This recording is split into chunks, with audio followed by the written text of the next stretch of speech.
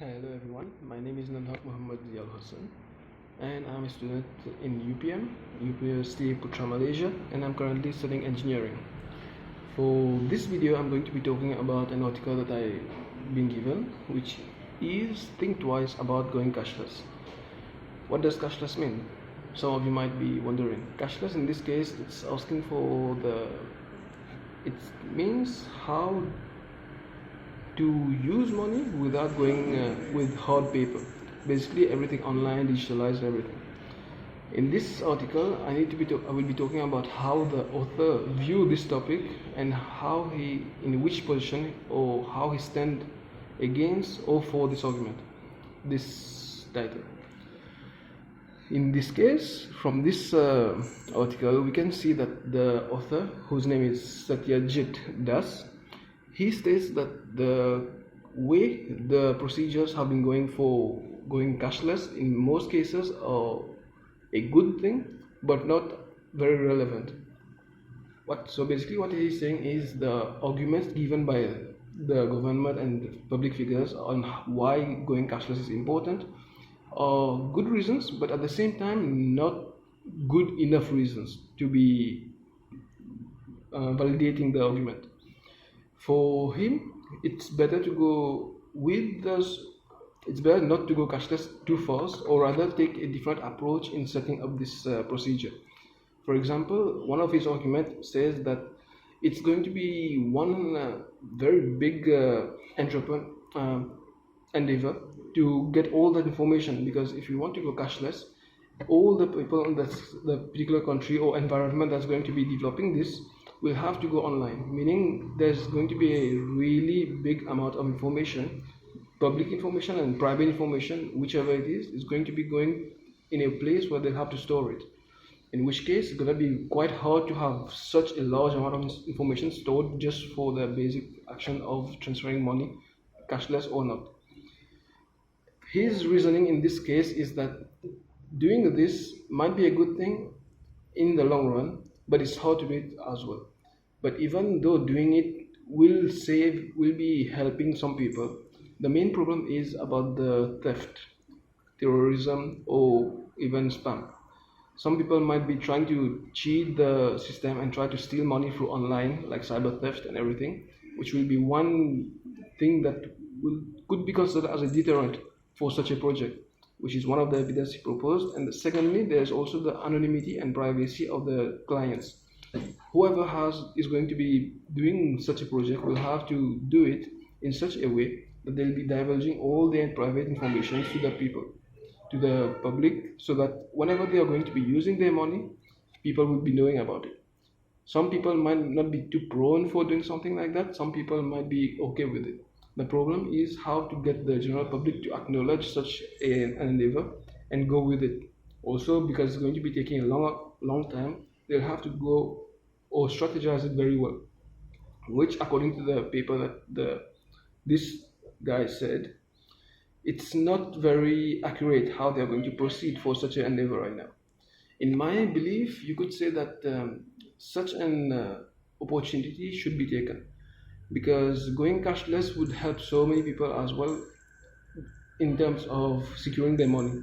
Even though cyber theft is still something that is relevant, you could say that hand-to-hand theft or face-to-face theft that you can experience any day is also a problem. Having too much cash on yourself might be prone to someone trying to steal it from you or some things like that. But at the same time, having the money with you, it feels safer. Some people might be like general use, because having to use the electric devices for general payment, so many problems may arise. Technical difficulties, system failures, server may go down or anything like that. Which means that in this type of scenario, I would say such an endeavor is a good idea, but the way to do it is what is supposed to be discussed more. And if you think about it, you could say that the status of different people will matter as well. Some people who have just a basic amount of money they need for everyday purposes, they'll have to invest more to get into the cashless procedure. In this way, they are going to be losing more money instead of just going somewhere, just buying things directly with their money. This might be a problem for such people. For myself, right now, I'm still studying. If I want to get something, I can just go buy it with cash directly. But if I have to go with the cashless system, I'll have to go there, make sure that they have the system, make sure that the payment is done properly, and it has to be a trustworthy system, which currently we are not even sure if it's possible or not. Moreover, in this case, you could say that in my place, I'd say I stand for the system, but we need a better way to strategize it, which kind of align with what the author is trying to say in the article as well.